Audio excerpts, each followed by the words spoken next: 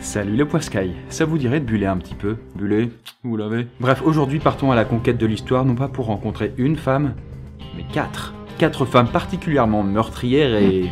Ce qui est sûr, c'est qu'elles ont atteint un quota de mauvaises actions plutôt élevé. La place au paradis pour elles, à moins de soudoyer l'archange, je sais pas comment elles pourraient faire.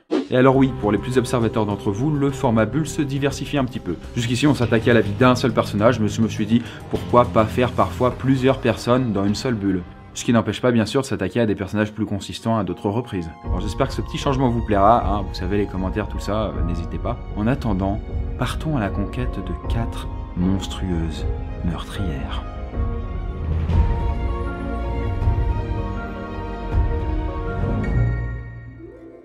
Et on va commencer très fort avec non moins que la prêtresse du sang, comme elle se fait appeler. Oui, il y en a qui ont le sens de la modestie. Et notre histoire commence dans un petit village mexicain du nom de Yerba Buena, où viennent tout juste d'arriver 2 criminels poursuivis par la police nationale, pour des faits d'agression mineure. Dans ce village-là, ils ont la brillante idée d'asservir ces 50aines d'habitants, en se proclamant ni plus ni moins que divinité inca, et ce que personne ne remet en cause. Mais les 2 criminels se rendent compte que leur supercherie ne pourra pas durer éternellement s'ils ne réussissent pas à renforcer leur aura auprès des habitants. Et c'est là que l'un d'eux dit « mais il nous faudrait une femme pour les aider à les soumettre. » C'est connu, personne ne résiste à la femme. Et c'est là que notre chère Magdalena Solis entre dans la danse. Les 2 criminels réussirent à convaincre cette prostituée qu'elle était en réalité une illustre prêtresse. Et elle y crut, et même plutôt bien. Elle s'improvisa donc maîtresse du village tout entier. Et lorsque 2 de ses habitants voulurent se libérer de son joug, elle ordonna qu'on les fasse lapider sous ses yeux. Mieux encore, elle inventa le rituel du sang. Chaque membre dissident était mutilé, battu, brûlé et laissé pour mort, de sorte qu'il se vide de son sang. Magdalena récupérait alors le précieux liquide pour le mettre dans un calice et le boire. Mais sa soif de sang, au sens propre comme au sens figuré, ne s'arrêta pas là. Elle voulut poursuivre en violant des hommes et des femmes en compagnie des 2 criminels. Puis elle commit des actes de pédophilie, mais aussi d'inceste, avec des membres de sa propre famille, puis elle commença à prendre son pied en disséquant les cœurs de personnes vivantes. Et ce n'était que le début d'une longue boucherie qui dura 6 semaines. Parce que si les meurtres cessèrent, bon, c'était pas grâce à Magdalena. Ah non, elle y avait clairement pris goût. Ses vices sexuels et meurtres abominables étaient devenus son quotidien. Non, si les meurtres cessèrent, c'était grâce à l'intervention d'un jeune visiteur qui était passé par là, et qui crut au départ à une bande de vampires. Tu m'étonnes, ça devait porter à confusion avec tout ce sang. Et il a rapidement détalé sur 25 km pour se jeter au poste de commissariat le plus proche. Et le lendemain, les 2 criminels et leur déesse étaient arrêtés par la police, qui s'était mise d'ailleurs en collaboration avec l'armée. On sait jamais si c'était des vrais vampires. Magdalena a été condamnée à 50 ans de prison ferme, tandis que les 2 criminels, qui l'aidèrent à se hisser au pouvoir, ont été tués, eux, purement et simplement. Une fin plutôt dommage pour une déesse qui fut reconnue comme l'une des seules tueuses en série de l'histoire qui n'agissait que principalement pour le sexe. Bon, allez, les échauffements c'est fini. Il est grand temps désormais de vous présenter la Maison de la Mort. Alors non, il ne s'agissait pas d'une attraction touristique, mais bel et bien du titre d'une affaire macabre, qui fut conclue en 1912. Pour vous resituer le contexte, nous allons faire la connaissance de l'Estonienne Ivanova Tamarin, mère de la jeune Olga. Elles habitent ensemble dans une maison isolée, et c'est pourquoi Ivanova s'occupe de la formation de sa fille. Normal, vous me direz. Mais ce qui est tout de suite moins normal, c'est que Ivanova entraîne sa fille à devenir une parfaite meurtrière cannibale. Puisque pendant plusieurs années, les 2 femmes attirent des touristes chez elles, sous prétexte de faire de l'hôtellerie. Mais ce que les pauvres victimes ne savent pas, c'est que sous la table de la salle à manger, il y a une trappe, donnant accès à une cave dans laquelle ils seront précipités à peine auront-ils entré. Et dans cette cave, que trouvait-on? Oh, 3 fois rien. Juste des instruments d'entrave et de torture. Du beau matos quoi. Et ces crimes auraient pu encore durer longtemps si la police n'avait pas au bout d'un moment trouvé des cadavres aux alentours, qui les ont conduits alors à cette maison. Et le moins qu'on puisse dire, c'est que Ivanova et sa fille Olga n'ont pas vraiment coopéré. Elles refusaient catégoriquement que les officiers rentrent chez elles. Tu m'étonnes, elles avaient leur petit secret. Et donc c'est à coup de matraque qu'ils ont réussi à mettre les 2 femmes hors d'état de nuire. Et les policiers ont alors découvert un véritable abattoir dans leur maison. En tout, 27 cadavres ont été retrouvés dans la cave, tous plus ou moins mutilés pour nourrir Ivanova et Olga. Les 2 femmes ont avoué d'ailleurs qu'elles n'étaient pas les seules cannibales de la région, et ont désigné une 30aine de complices, dont 9 ont réussi à échapper à la police lorsqu'elle a commencé son enquête. Alors aujourd'hui, on estime que le nombre total de leurs victimes devait s'élever autour d'une quarantaine, hommes et femmes confondus. Mais comme ils étaient tous à moitié bouffés, impossible d'établir une reconnaissance faciale pour les experts. Et suite à leur incarcération, on n'entendit plus jamais parler d'elles. On suppose qu'elles ont été incarcérées puis exécutées sommairement. Et oui, on faisait pas dans la demi-mesure à l'époque.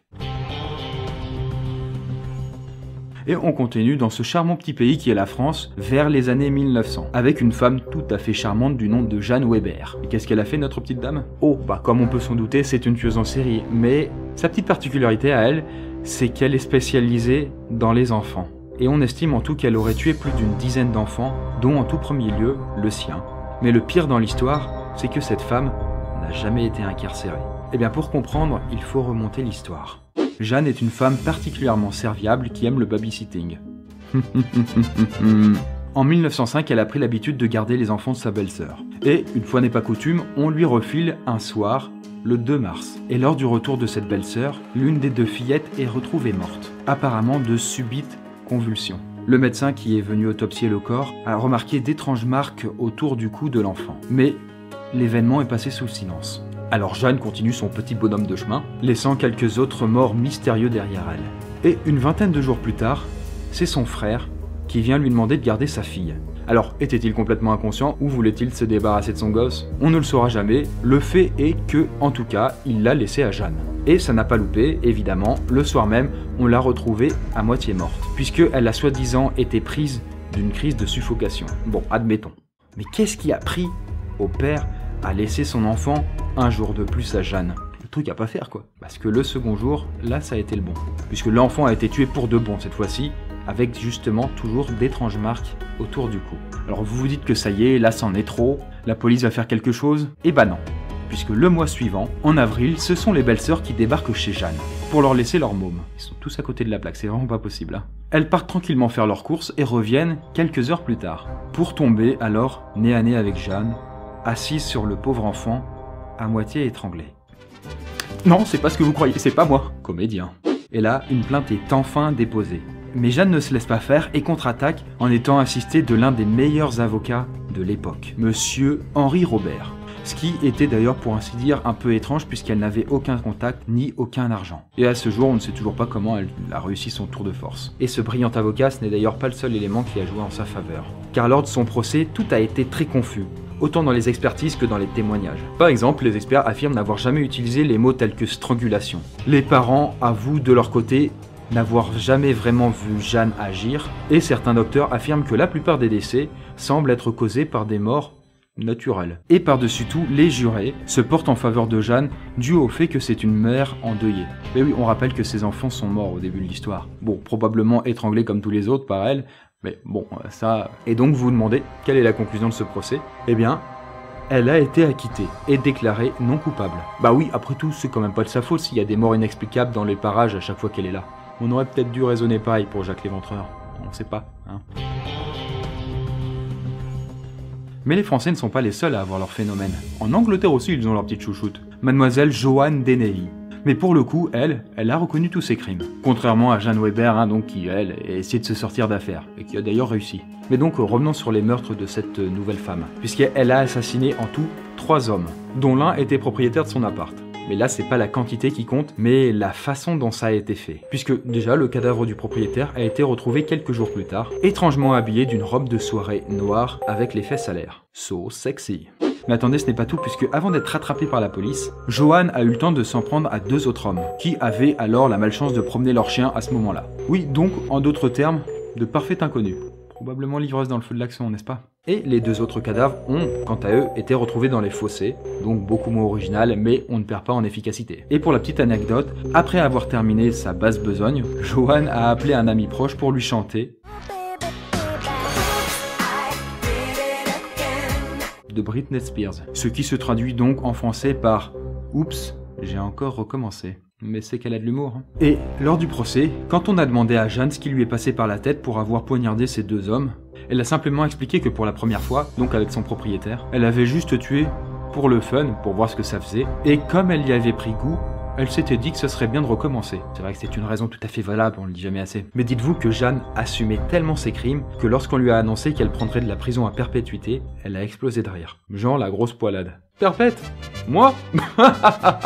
J'adore. Une fois qu'elle fut mise derrière les barreaux, le journaliste Adam Forrest est allé sur place pour découvrir les lieux des meurtres. Et c'est ainsi qu'il apprit qu'en mars 2014, Joanne avait tenté de communiquer par lettre avec une autre femme, alors qu'elle était donc derrière les barreaux, à qui elle faisait croire qu'elle était innocente, et qu'elle portait le chapeau pour cacher l'identité du véritable tueur. Mais ce n'était pas la seule personne qu'elle essayait de berner, puisque toujours de la même année, dans sa cellule, Joanne a tenté d'entretenir une love story épistolaire avec un maçon, donc en s'échangeant des courriers quoi, et qui de son côté, lui, en était tombé amoureux. Les psychologues ont alors pu jeter un coup d'œil aux fameuses lettres qu'elle échangeait avec lui, et ils en vinrent à une conclusion glaçante. Joanne se métamorphose complètement selon l'interlocuteur avec qui elle parle, jusqu'au point de changer sa calligraphie, c'est-à-dire la forme de son écriture. Preuve donc d'une intelligence particulière, doublée donc d'une certaine psychopathie, on peut le dire. Et voilà pour ces femmes, pour une fois qu'il n'y en a pas que pour les hommes. Alors, laquelle de ces histoires avez-vous trouvé la plus flippante? C'est vrai que le choix est plutôt difficile, on aurait envie de leur remettre à toute la médaille. Bref, avant de terminer, je vous présente aujourd'hui et je mets en avant la chaîne de Total Nicolas, qui lui aussi va vous en raconter des histoires. Il fait des courts-métrages, des podcasts et même des parodies de chansons, et notamment une de psy qui est particulièrement excellente. Le montage et le contenu sont au top, l'humour est fun et le tout est super bien rythmé. Bref, le lien est en description, je vous recommande donc d'y faire un tour. Si ça vous dit. Et d'ici là, moi je vous dis merci d'avoir vu cette vidéo et à la semaine prochaine.